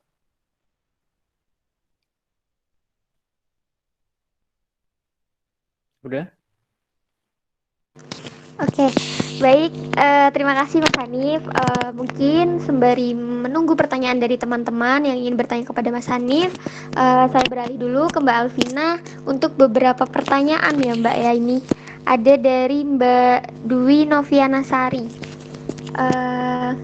Mbak Alvina, saya mau tanya, kalau dulu saat pertama kali punya bisnis ablah hijab, apakah ada tantangan yang susah untuk dilakukan? Pastinya kan banyak juga yang punya bisnis hijab saat itu. Sangat banyak. Kalau dibilang apa namanya kayak prosesi saya untuk trial error aja itu udah kayak nggak kehitung deh berapa banyaknya. Jadi benar-benar apa namanya sebelum kita masuk ke pasar tentunya kita pertama trial dulu gitu kan, apalagi hijab banyak banget sekarang udah banyak banget, apalagi semenjak pandemi. Karena kan saya punya dua ya, satu Ablah Generation ini sebagai jasa jahit, kemudian yang satunya lagi Ablah Hijab sebagai jual produknya. Ya, ini yang open reseller di sini. Nah, si Ablah Generation inilah yang akhirnya berkembang. Kenapa? Karena sepanjang pandemi ini saya lihat malah banyak orang yang akhirnya banting setir untuk bisnis hijab. Mereka bikin label sendiri, mereka proses sendiri. Akhirnya produk jasa saya malah naik selama pandemi kayak gitu. Beda sama kalau produksi untuk jualan produk. Nah, kalau di awalnya itu pertama jelas ya tantangannya adalah saya trial error. Kemudian kalau saya sih tipenya gini, langsung berani nekat gitu loh. Karena banyak teman saya yang udah berekspektasi tinggi. Tadi kayak Mas Hanif bilang, kamu jangan terlalu perfeksionis lah kalau misalnya bisnis. Maksudnya apa? Jadi teman saya tuh ada yang gini, kamu kebanyakan prepare, akhirnya lupa untuk actionnya. Jadi kalian udah ready untuk udah sampai foto produk, sampai studio foto, sampai yang udah bikin sampel sampai habis ratusan ribu, kemudian bayar model misalnya kayak gitu. Tapi kalian lupa untuk promosi sebelum launching kayak gitu loh. Dan akhirnya adalah modal kalian habis hanya untuk prepare produk. Itu ada beberapa teman saya yang baru buka bisnis hijab dan rata-rata seperti itu. Jadi mereka udah ready dengan segala pernah tekniknya, mereka sudah ready dengan foto model, modelnya di foto dan segala macam, tapi mereka lupa untuk mencari pasar. Nah, kalau saya tipenya adalah cari kolamnya dulu, cari kolam ikan untuk saya pasarkan. Jadi ketika sudah dapat apa aja yang saya jual, itu nanti customer udah trusted dalam jual beli, itu poin yang cukup besar. Jadi gini, pelayanan kita ke customer, kemudian treatment kita setelah mereka beli dan segala macamnya, itu jadi poin untuk mereka bisa gini, kita mikir gimana caranya customer itu bisa repeat order, bahkan bisa langganan beli ke kita. Nah, saya kasih waktu itu karena saya juga buka jasa, jadi saya menerima custom dan request model hijab, dan jadi gini, barang, bahan, model dan segala macamnya saya yang prepare, mereka hanya tinggal sebutin apa-apa nanti saya sediakan, jadi mereka kayak udah terima jadi. Itu yang bikin mereka akhirnya repeat order dan beberapa bahkan langganan ke saya. Terus kemudian juga di reseller. Ini saya ngomongnya agak cepat ya. Dan di reseller biasanya gini, kalau yang belum punya modal untuk punya label sendiri, karena kalau bikin label kan dari 100 sampai 400 ribu ya untuk punya label nama sendiri kayak gini nih. Ini kan banyak banget nih modelnya. Nih, itu kan butuh modal ya, dan kalian bisa coba dengan awalnya dengan reseller dulu. Jadi saya juga sebelum ini saya juga kumpulin modal dulu. Jadi dari hasil saya ngajar, ngeles sana sini, kemudian saya jualan buket itu dulu waktu itu saya hanya modal sekitar 20.000 dan saya dapat 40.000. Jadi hampir 100% dari modal saya dapetin. Nah, modal itu yang saya akhirnya kumpulin untuk bisa stok barang. Nah, stok barang itu nggak perlu banyak-banyak. Kalian misalnya cukup dalam satu model cukup varian warna berapa gitu. Nah, kalian dari varian warna itu udah kalian foto. Nah, nanti ketika udah banyak pesanan, kalian baru order lagi gitu loh. Jadi kalian nggak perlu orang mungkin mikirnya gini, kalau punya bisnis usaha tuh harus perfect, harus punya produk yang seperti ini, seperti itu, seperti ini. Kalian belajar dulu jadi reseller dan kalian belajar untuk melihat peluang, melihat produk apa yang lagi booming, melihat gimana sih karakter customer, dan yang pasti hit run ya. Kalau all shop itu pasti biasanya sering ngedapetin hit and run. Hit run tuh maksudnya ada customer yang udah hit, dia udah keep ya Mbak, kayak gitu. Kita udah siapin, udah modal gitu ya. Modal kita udah ngenungguin situ. Tapi ketika kita sudah ready barang dan kita tagih, run orangnya. Itu mental yang perlu disiapkan. Terus penolakan, misalnya dia udah tanya tuh dari A sampai Z, tanya jelasin, oh iya Kak, terima kasih infonya. Setelah itu dia pergi, tidak ada kejelasan dia mau pesan atau enggak. Itu mental yang tantangan yang itu adalah salah satunya adalah mental usaha. Mental usaha itu kalian perlu latih sedini mungkin. Jadi nanti ketika misalnya ngadepin customer yang macam-macam itu, kalian sudah bisa lebih kontrol emosi. Itu dari saya. Oke, baik Mbak Dwi sudah terjawab ya dari Mbak Alvina. Lanjut ke pertanyaan dari Kak Suhendra Anang Prasetyo. Assalamualaikum Kak Alvina, perkenalkan saya Suhendra. Izin bertanya untuk Mbak Vina, gimana caranya untuk memulai open reseller sampai bisa seperti sekarang? Awalnya tuh gini, saya awalnya itu nggak punya stok produk sama sekali. Jadi saya hanya promosi dari foto barang open PO. Kalau misalnya yang bisa hijab dan segala macam pasti udah awam ya sama kata PO, pre-order. Jadi kita nggak perlu modal, jadi kita nunggu list teman-teman yang udah bikin list. Kemudian orang-orang ini kan sudah pasti ya bakal beli karena mereka yang sudah pesan. Nah itu baru kita produksi. Setelah kita produksi, kita udah distribusiin ke customer. Modal itu baru kita simpan, baru beberapa untuk stok kayak gitu. Jadi stok itu kalaupun kalian bilang, kalau misalnya sekarang alasan klise orang tidak mau bisnis adalah saya tidak punya modal, coba cek lagi. Ada yang salah dengan mindsetnya, berarti dia belum berusaha dengan berikhtiar dengan benar-benar. Karena jalan bisnis itu panjang banget dan banyak banget. Salah satunya jadi sekarang udah ada model dropship, model reseller dan segala macam. Itu kalau benar-benar tanpa modal, kalian hanya belajar untuk promosi. Promosinya kalau saya masih sejauh ini via media sosial. Terus nanti naik level lagi kalau misalnya kalian sudah cukup modal.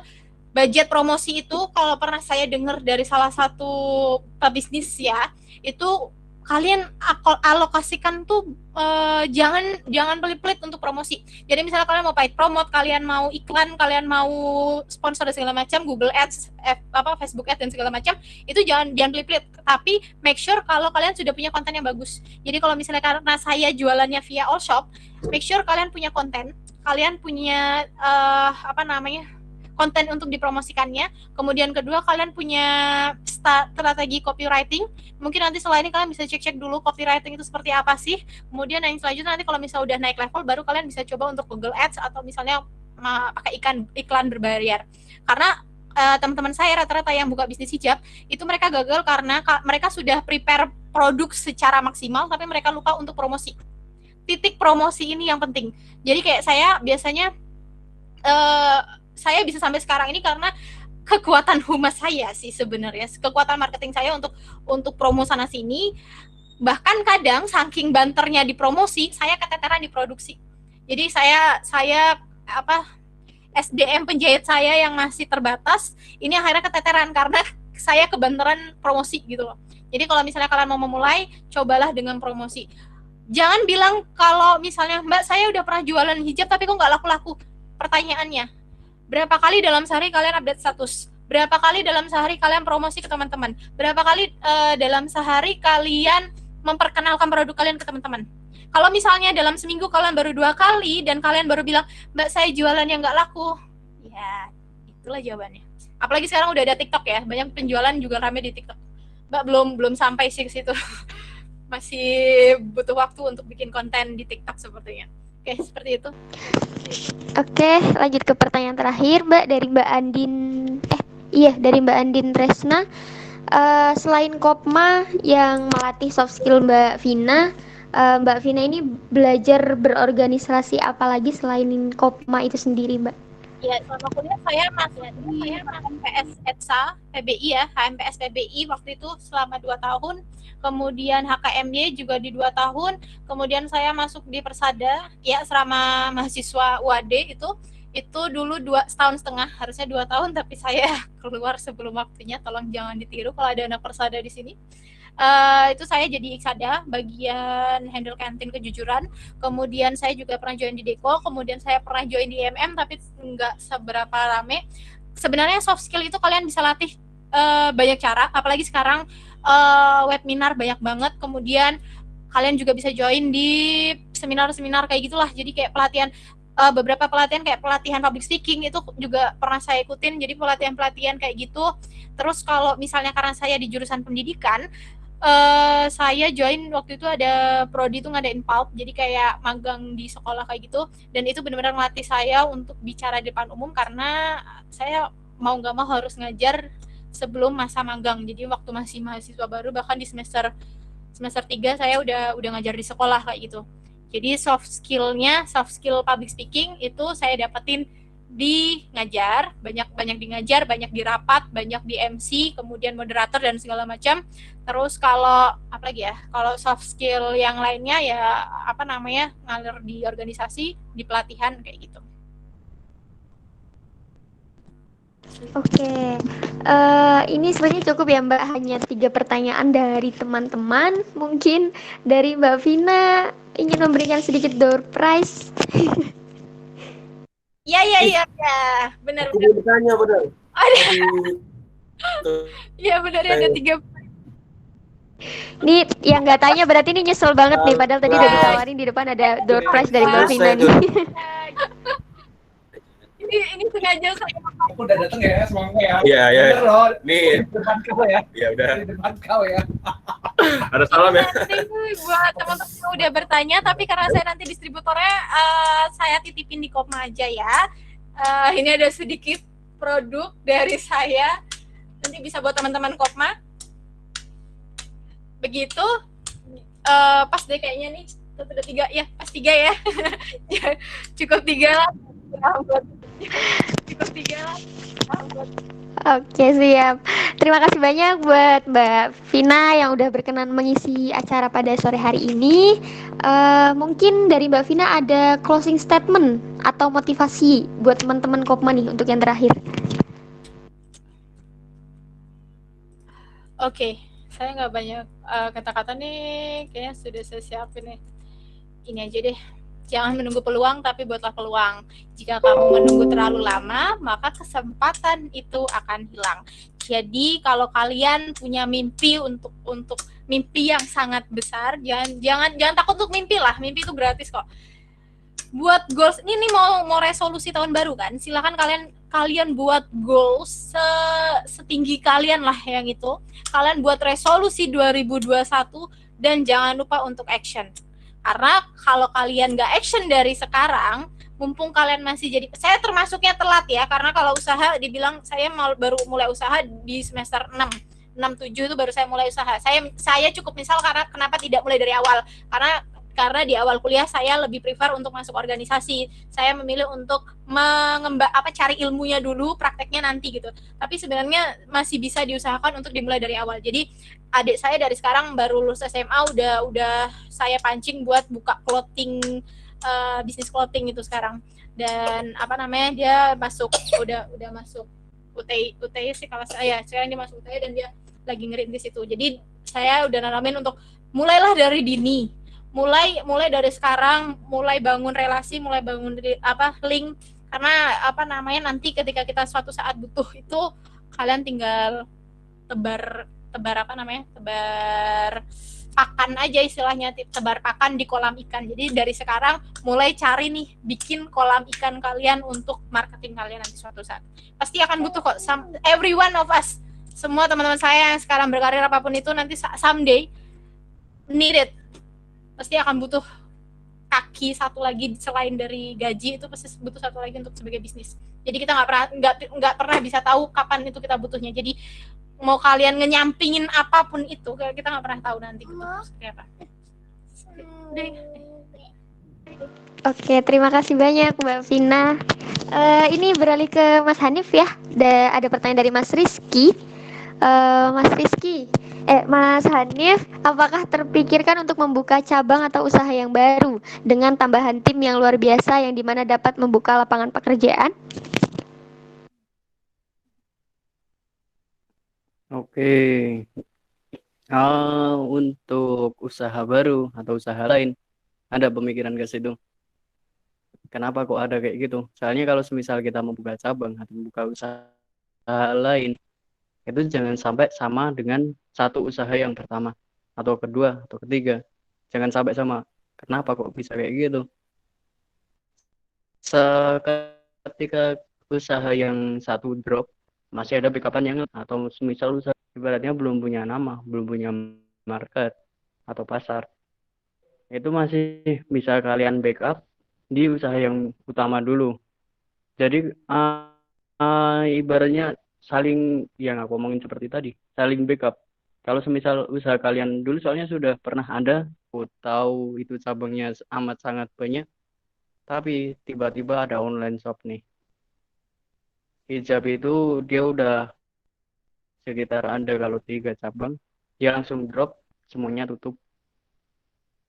Berdasarkan dari itu aku punya kayak pandangan pengalaman. Oh, kalau semisal kalian buka usaha, jangan ibaratnya sama satu jalan. Kalau semisal sama satu jalan, buka di daerah tempat lain. Semisal aku udah buka di Jogja nih. Nah, ada rencana mungkin kalau besok aku merantau, aku bakal buka usaha Mbak Vina tadi benar. Ibaratnya kamu punya gaji. Apakah gaji itu cukup? Ibaratnya kamu hidup di yang paling keras nih, Jakarta. Kamu terima gaji 3 juta di sana. Sedangkan untuk biaya hidup di sana hampir sampai 3 juta. Kan semua hanya untuk menutupi kamu hidup di sana, kamu nggak punya tabungan, kamu nggak punya kayak pemasukan lain. Ataupun kalau semisal kamu cuman ibaratnya punya usaha di situ, kamu nggak ada kayak yang lain. Contohnya kalau untuk sekarang kalian bikin strategi market, yang aku jalanin dulu cuman FB IG. Tapi kalau untuk kalian mau masuk di FB IG Ads, untuk sekarang aku saranin kalau kalian baru bikin usaha jangan. Karena kenapa? FB Ads sama Instagram Ads itu biayanya agak banyak, hampir sekitar aku keluarin 1 bulan ada hanya untuk iklan. Makin banyak juga pendapatan kita, itu emang benar. Tapi kalau untuk kalian yang mulai, jangan. Sekarang baru ada aku yang dapetin 2 marketing baru. Yang pertama itu ada YouTube. Di sisi lain YouTube, kalian mereview barang produk kalian akan mendapat AdSense. Entah itu konten apa ataupun apa. Itu bisa kayak pendapatan utama atau pendapatan kedua kalian, cadangan lah ibaratnya. Tapi kalau untuk bikin konten YouTube, jangan kalian terpancing, oh aku mau mencari pendapatan di YouTube. Itu salah. Karena aku dulu pernah bikin, yang pertama kali juga bikin YouTube, kita mau nyari AdSense di YouTube. Tapi salah pandangannya. YouTube itu hanya untuk promosi, AdSense itu bonus. Kalau semisal udah tembus AdSense, ya alhamdulillah. Kalau belum, ya kita bersabar. Nah, sekarang baru diverifikasi, udah ibaratnya syarat semua udah terpenuhi, sampai AdSense-nya juga udah terpenuhi, tapi belum cair juga. Ibaratnya udahlah, itu pendapatan lain.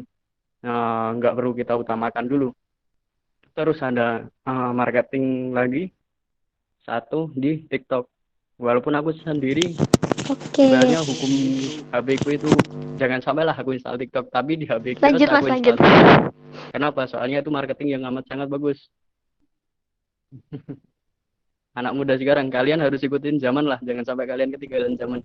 Ibaratnya zaman berubah ke TikTok, kalian harus ikutin TikTok. Entah dulu kalian apa, kalian kayak gimana. Kalau kamu bisa ngikutin peluang, kenapa tidak?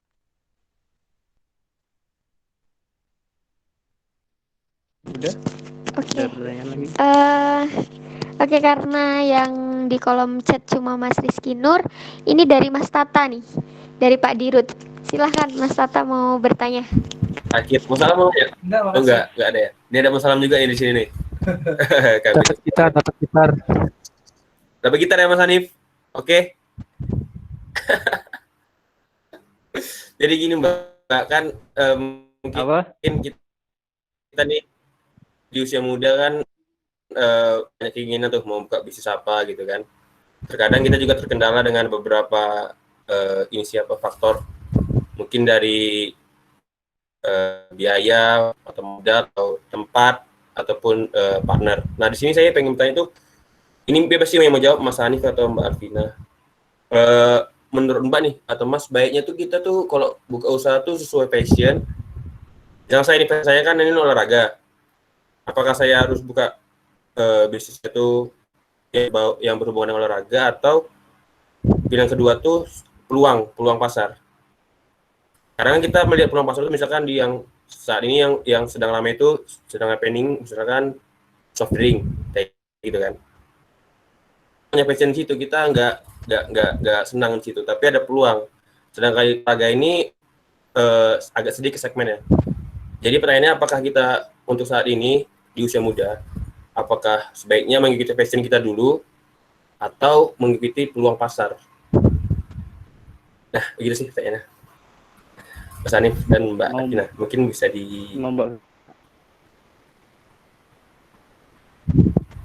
bebas nih, mana ini yang mau jawab? Mas Hanif dulu. Saya soalnya ini selalu kepikiran itu, Mbak. Oke, matur nuwun. Selalu berpikir itu. Gini ya, yang pertama emang sih kalau kita melihat peluang usaha, kayaknya bagus, kayak gini. Kalian udah perhitungin semua, kalian udah pikirin step-stepnya bagaimana. Intinya kalau kalian ini berusaha, yang pertama kalian mental dulu. Mental kalian siap nggak buat, ibaratnya mental jeleknya dulu. Mental rugi sama mental ngelaksanain. Soalnya kalau semisal kalian udah buka usaha nih, mau nggak mau, kalian gimana caranya? Barang itu harus laku. Entah kalian tawarin ke teman-teman, atau kalian keliling, kalian buka poster, kalian nempelin stiker atau promosi yang memberikan informasi pada orang lain, agar informasi usahamu itu sampai kepada mereka dengan kata yang ibaratnya menarik lah, yang dimaksudkan dengan mental usaha tadi. Ibaratnya kalau semisal udah ada nih yang tertarik ke tempatmu, 1, 2 orang atau beberapa orang, pasti ada salah satu dari mereka, di sini kurang enak. Itu adalah mental usaha kalian. Kalian bikin usaha itu sebenarnya gampang ya, gampang. Tapi kalau mempertahankan usaha itu butuh 2 kali dari kesulitan. Soalnya mental kalian. Yang pertama kalian nanti bakalan pressure, yang kedua kalian udah muterin uang di situ, dan kalian udah pasti usaha itu mau bikin tetap buat kalian jalan, tapi pasang surut. Pas usaha kalian surut, kalian kalau semisal down semua, semoga nggak sampai sih. Kalau semisal kalian dalam tim, pas salah satu down, yang lainnya harus backup. Terus kalau semisal peluang usahanya udah ada, terus lokasinya belum ada, masih ada kayak penitipan juga, kalian dropship itu juga bisa. Kalau semisal kalian usaha udah lancar atau udah berjalan, tapi kayak masih agak seret-seret, kalian ada SO, stock of name, rasa apa atau barang apa yang paling laku, itu yang kalian agak banyak. Kalau semisal kalian udah agak kayak perubahan tren, rasa ini kayaknya udah agak turun nih, kalian udah tahu, kalian kurangi stoknya.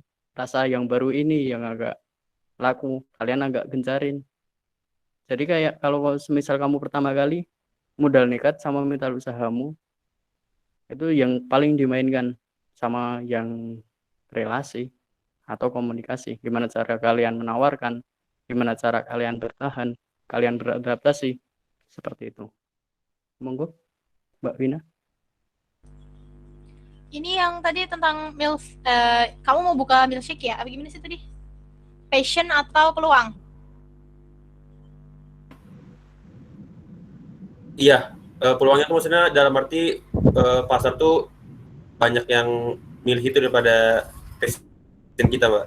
Justru bahkan gini, kalau misalnya kalian ngikutin pasar ya, maksudnya ngeliatin lagi boomingnya gitu, itu biasanya malah nggak bertahan lama.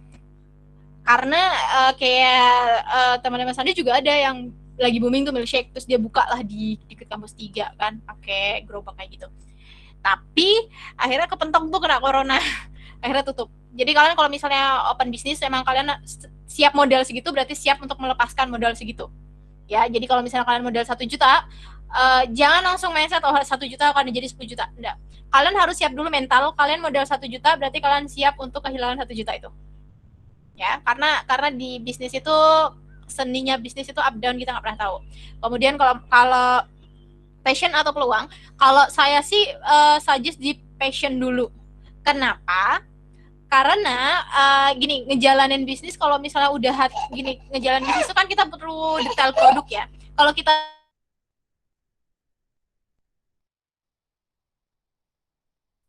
dulu, kalau biasanya tuh diajak ngobrol sama orang yang passionnya sama itu gampang nyambungnya gitu loh. Jadi kita mau ngeprospek, kita mau nge-marketing juga enak, apa namanya, karena kita udah ngemasterin itu. Kayak misalnya saya jualan jok karena saya bisa jahit, jadi ketika ada customer saya jadi punya kelebihan gitu loh. Saya pertama jual produk, kedua saya bisa jadi sekalian buat dikonsultasiin. Nah itu jadi customer tuh jadi ngerasa apa namanya, lebih trusted gitu loh. Kalau misalnya tadi bicara untuk kayak tapi nggak ada tempat nih, nggak ada tempat dan segala macam. Kalau sekarang sih lebih apa namanya, bahkan online lagi gencar-gencarnya ya. Dan kalau saya dari sisi jualan hijab itu malah kalau bisa dilihat sekarang toko baju tuh lebih banyak, lebih sedikit maksudnya, lebih banyak online ya gitu loh. Ya kan, orang sekarang semenjak pandemi itu kan lebih males ya datang ke toko beli apa segala macam. Yang lebih laris malah online. Bahkan makanan pun mereka nggak punya bentuk toko, hanya bentuk rumah jualan makanan, GoFood laris, ya kan? Jadi kalau sekarang kendala offline nggak masalah sih, karena lewat online. Terus kalau passion, nanti ketika kalian sudah menjalankan bisnis, kalian akan dengan sendirinya bisa melihat peluang. Jadi kalau kayak kemarin pas pandemi, sama Mas Hanif juga tuh ngerasain kita jualan hand sanitizer. Mas Hanif malah bikin ngeracik sendiri gitu. Kalau saya kemarin sempat ini apa namanya, ngedrop banyak banget ini apa stok. Itu juga ngerasain. Jadi itu kita kan lihat peluang. Jadi pas lagi pandemi nih kita jualan masker, pas pandemi nih kita jualan hand sanitizer. Basically kita jualan hijab gitu loh. Oh pandemi nih kita lihat jualan apa. Jadi melihat peluang itu setelah jalannya bisnis. Oh, saya dari awal sih ke situ.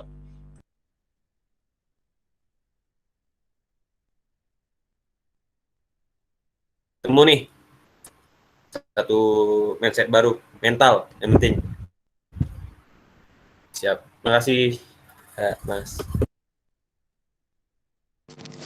Baik, sepertinya pertanyaan sudah terjawab semuanya dan waktu juga sudah habis ya. Saya ucapkan terima kasih banyak kepada Mbak Alvina dan juga Mas Hanif dan juga teman-teman yang sudah bertanya untuk meramaikan acara pada sore hari ini. Dengan harapan semoga apa yang telah yang kita dapatkan dari Mbak Alvina juga dan Mas Hanif dapat kita implementasikan di kehidupan yang kelak akan kita jalani. Amin, dan semoga ilmunya juga tentunya bermanfaat. Baik, sebelum menutup acara pada sore hari ini, silahkan untuk teman-teman mengaktifkan semua kamera videonya. Mari kita sesi dokumentasi terlebih dahulu ya teman-teman ya. Oke, silahkan mengaktifkan. Baik. Di sini saya ditemani oleh Mbak Adinda yang akan mengambil dokumentasinya. Ya, teman-teman yang belum on cam, silahkan on cam terlebih dahulu. Karena waktu juga udah maghrib ya di Jogja ya. Oke. Gimana Mbak Dinda? Aman? Sudah membuka kameranya semua? Mbak Kansa. Oke. Teman-teman lagi menunggu. Matikan kameranya dulu.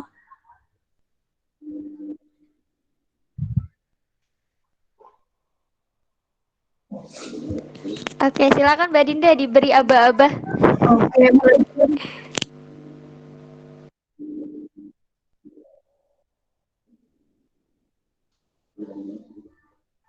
Oke. Saya hitung sampai 3 ya. 1, 2, 3. 1, 2, 3. Sekali lagi. 1, 2, 3. Bravonya. Bravo-nya coba. Bravo. 1, 2, 3. Sekali lagi 1, 2, 3. Terima kasih. Baik, terima kasih Mbak Kansa atas bantuan dokumentasinya. Terima kasih saya ucapkan sekali lagi. Terima kasih sebanyak-banyaknya buat teman-teman juga yang sudah mengikuti acara pada sore hari ini. Dan mungkin ini menjadi acara Semongko yang terakhir ya teman-teman ya. Terima kasih yang sudah mengikuti rangkaian Semongko dari awal sampai yang terakhir saat ini. Semoga besok kita masih bisa bertemu di acara-acara yang lainnya. Mbak Alvina, terima kasih banyak. Mas Hanif, terima kasih banyak atas ilmunya. Saya akhiri pertemuan kita pada sore hari ini dengan bersama-sama mengucapkan lafaz hamdalah. Alhamdulillahirabbil alamin. Billahi taufik wal hidayah. Wassalamualaikum warahmatullahi wabarakatuh. Waalaikumsalam warahmatullahi wabarakatuh. Bravo, Waalaikumsalam warahmatullahi wabarakatuh. Bravo. Kau mau adik? Aku, kamu bersama Kopma UAD. Bye. 4, 3, 2, 1, go. Terima kasih semuanya. Aduh.